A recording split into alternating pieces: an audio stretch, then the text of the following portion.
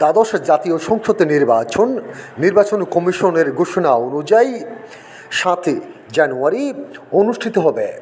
আজ 6 জানুয়ারি কক্সবাজার 1 চকরিয়া পেকুয়া আসনের ভোট কেন্দ্রগুলোর মধ্যে প্রশাসনিক ভোট গ্রহণের জন্য সকল প্রস্তুতি সম্পন্ন করেছেন। কক্সবাজার 1 চকরিয়া পেকুয়া আসনে চকরিয়া উপজেলায় 18টি ইউনিয়ন, একটি পৌরসভা, পেকুয়া উপজেলায় 7টি ইউনিয়ন, মোট 26টি।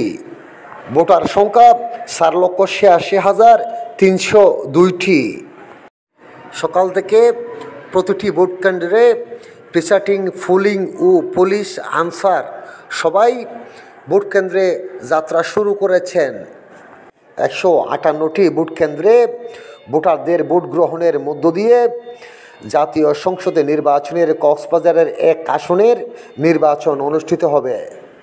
জাতীয় সংসদ নির্বাচনের ভোট গ্রহণ অনুষ্ঠান সম্পন্ন করতে প্রশাসনের নিরাপত্তার চাদর ঢেকে রাখা হয়েছে কক্সবাজার 1 আসনের চকরিয়া পেকুয়া। এই নির্বাচন উপলক্ষে মাঠে রয়েছে ম্যাজিস্ট্রেটের নেতৃত্বে বিজিবি, র্যাব ও পুলিশ।